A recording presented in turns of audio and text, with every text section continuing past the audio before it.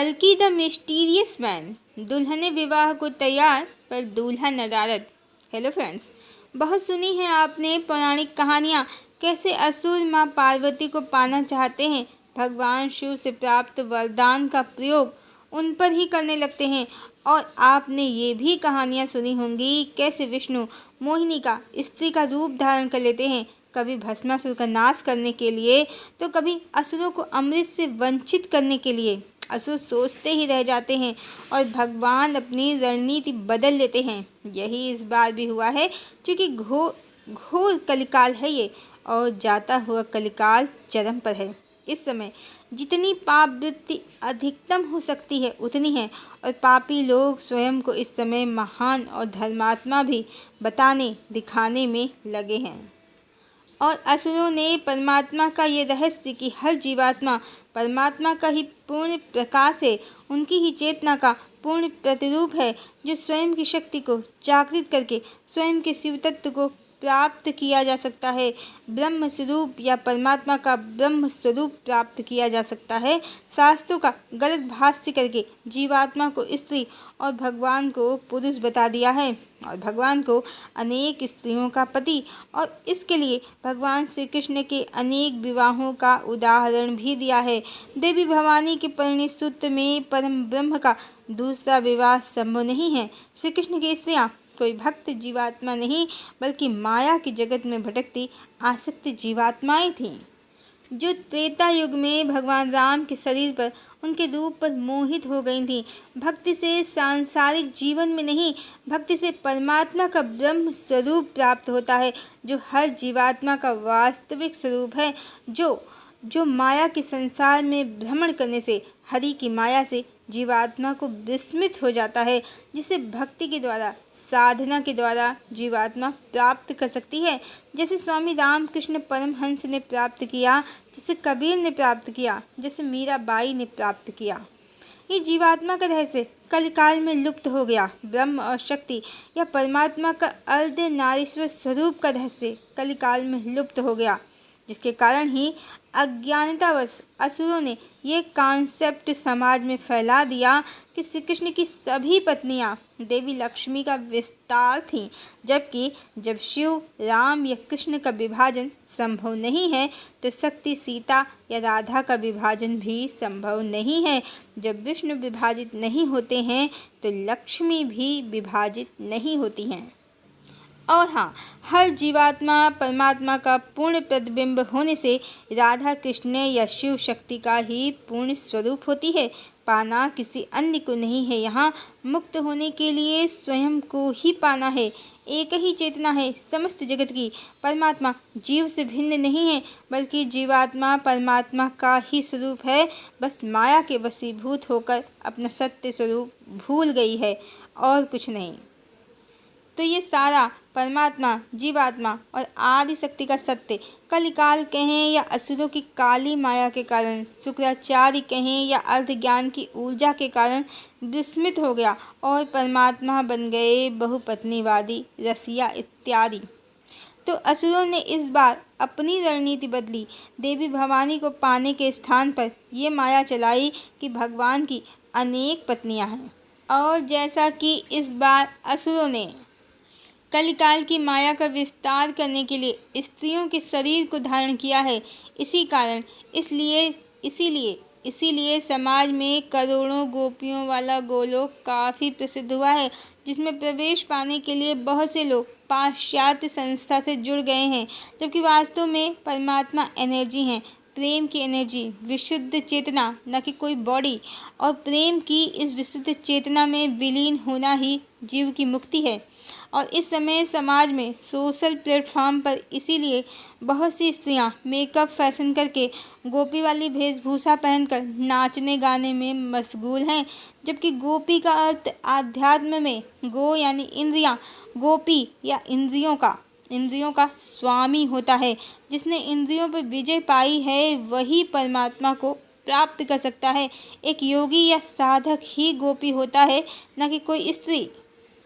चलिए, ये तो असुरों की रणनीति हो गई, पर परमात्मा जो विष्णु हैं, परम भगवान विष्णु, उन्होंने असुरों को चकमा देने के लिए अपनी रणनीति बदल ली।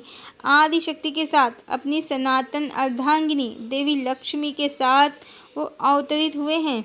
और जैसा कि एस्ट्रोलॉजर भी कह रहे हैं कि सोल लेवल पर देवी वैष्णवी और लॉर्ड कल्कि की मर्जिंग हो गई है, तो भगवान ने अपनी देवी से यूनियन कर लिया है, वो उनको प्राप्त कर चुके हैं। और इस समय जो भी प्रकृति में विनाश लीला कहें या महापरिवर्तन का दौर शुरू हो चुका है, तो ये सब देवी वैष्णवी की ऊर्जा से ही हो रहा है। इस तरह भगवान चेतना की शक्ति से, आदि शक्ति की ऊर्जा से बहुत सा खंड प्रलय भी कर रहे हैं और जीवात्माओं की चेतना को जागृत भी कर रहे हैं। पर असुर बेचारे अज्ञानी ये सब समझ ही नहीं पा रहे हैं। और इस समय बहुत से असुर जिन्होंने स्त्रियों के शरीर में ही जन्म लिया है, अपनी इच्छा के परिणाम स्वरूप सब स्वयं को ही आदि शक्ति लक्ष्मी, राधा या वैष्णवी समझकर मेकअप फैशन करके साड़ी, लहंगा, गाउन इत्यादि जो समझ में आ रहा है, एक से एक गेटअप बनाकर सोशल प्लेटफॉर्म पर स्वयं को ऐसे प्रदर्शित कर रहे हैं जैसे वो ही देवी वैष्णवी हैं। कुछ तो डीपी, शॉर्ट वीडियो और पोस्ट सेक्शन में भी खुद की फ़ोटो लॉर्ड कल्कि के साथ मर्ज करके स्वयं को देवी या देवी वैष्णवी ही दिखा रहे हैं। और इनकी इन मूर्खताओं पर देवी वैष्णवी मुस्कुरा रही हैं, माता लक्ष्मी मुस्कुरा रही हैं और कल्कि कहें या परम भगवान विष्णु हंस रहे हैं। मिस्टीरियस मैन बनकर वो इनकी मूर्खताओं और करतूतों का मजा ले रहे हैं कि असुर स्त्रियों का शरीर धारण कर मुझसे विवाह के लिए कैसे व्याकुल हुए जा रहे हैं और कितना फैशन मेकअप कर रहे हैं। और तो और जो मेरी देवी आदि भवानी का स्थान है मेरे बगल में, उसे ही पा लेना चाहते हैं। ये मूर्ख समझ ही नहीं पा रहे हैं कि वैष्णवी कौन है। वो मेरी शक्ति भी है और आत्मा भी। उसका स्थान भला कोई असुर या जीवात्मा कैसे पा सकेगी। मिथ्याभिमान में ये असुर उल्टी सीधी हरकतें कर रहे हैं। ये देखकर लॉर्ड कल्कि बहुत हंस रहे हैं कि इतनी सारी दुल्हनें तैयार हैं उनसे विवाह करने को, और वो इनकी मूर्खताओं का मस्त तमाशा देख रहे हैं। भगवान के बारे में एक बात बहुत विशेष है, जो समर्पण करता है वो तो उन्हें पूर्ण रूप से पाता है। जैसे मीरा, कबीर, सूर, तुलसी, बहुत से संत महात्मा। पर जो अकड़ता है वो धूल चाटता है। जैसे एक बार कांग्रेस को भ्रम हो गया था और कहने लगे कि राम तो थे ही नहीं, कल्पना है। तो बस वो दिन भी आ गया जब कांग्रेस का स्टारडम चला गया, लगा कि वो अब कल्पना ही हो जाएगी। इसी तरह मोदी जी को घमंड हो गया कि वो राम से भी बड़े हैं। राम को हाथ पकड़कर अयोध्या लाए हैं, तो अयोध्या और यूपी सब जगह उनकी रुसवाई हो गई। भाजपा अपना पुराना जनादेश भी पा न सकी, यहाँ तक कि अब मोदी जी गठबंधन के भरोसे ही हैं। एक भी दल खिसका तो सरकार की तो ऐसी तैसी हो जानी है। जो भी स्वयं को राम से बड़ा समझ लेता है उसका यही हश्र होता है। और ये सोशल प्लेटफॉर्म की मूर्ख स्त्रियां स्वयं को भवानी से बड़ा समझ बैठी हैं। जो स्थान देवी भवानी का है, राम की अर्धांगिनी सीता का है, देवी वैष्णवी का है, ये वहाँ स्वयं को खड़ा कर दे रही हैं, फोटो में भी, वीडियो में भी, हर जगह। तो इनकी क्या दुर्दशा होगी ये तो राम ही जाने। ये सभी कोई सतयुग की प्रचारक या कल्कि की वैरियल नहीं है, बल्कि असुर जीवात्माएं हैं जो आदि भवानी का स्थान लेना चाहती हैं।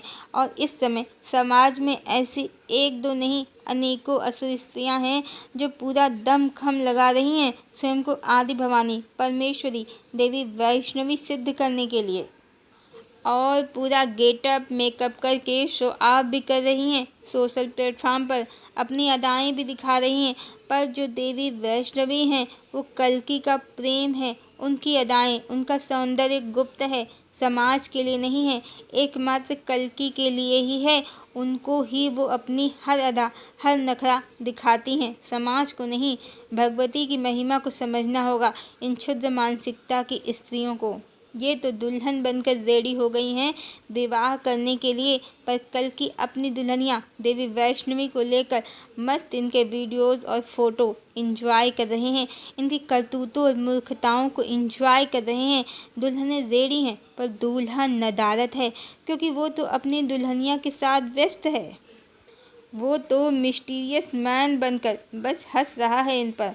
और बहुत से लोग कहते हैं कि कल की आंदोलन करेंगे, सरकार के सामने प्रस्ताव लाएंगे, अपना मत देंगे, नई सरकार लाएंगे। तो उन्होंने भगवान की महिमा को नहीं जाना है। इस समय देश और दुनिया में और ख़ासकर भारत में स्त्री जाति का बहुत अपमान हो रहा है। बलात्कार जैसी घटनाएं आम बात हो गई हैं। आदिशक्ति का भी कोई सम्मान नहीं करता है। सब उनकी महिमा को भूलकर भगवान को कईयों का पति बताते हैं। कभी सोचा है आपने, कभी सौतन, कभी सहेली जैसे सीरियल तो बनते हैं, पर ऐसे सीरियल क्यों नहीं बनते जब एक ही स्त्री दो या उनसे भी अधिक पुरुषों से प्रेम संबंध रखे और पुरुष वर्ग को कोई आपत्ति ना हो। कभी सोचा है आपने, क्यों भगवान की इतनी पत्नियां बताई जाती हैं पर भगवती के एक ही पति हैं? क्योंकि शास्त्रों में भी पुरुषों ने मिलावट की है। भगवान की तो एक ही पत्नी है, आदिशक्ति, और एक पत्नी का होना ही प्रेम और समर्पण का प्रतीक भी है। पर पुरुषों ने या कहें कि समाज ने ऐसी सोच या माइंडसेट ही बना लिया है।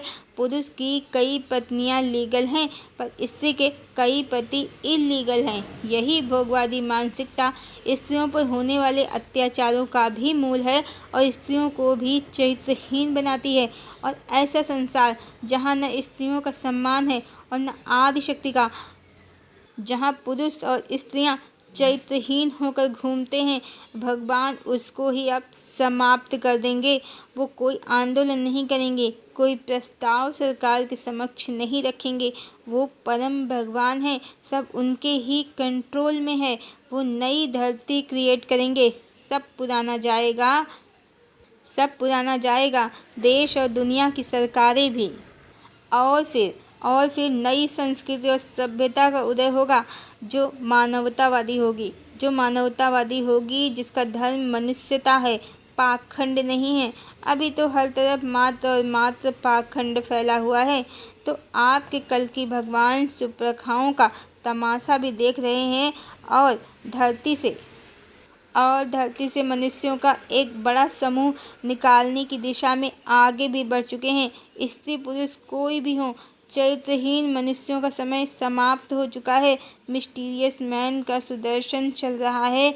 सभी को सुधरना होगा, अन्यथा सुदर्शन का लक्ष्य अचूक है। हरिओम।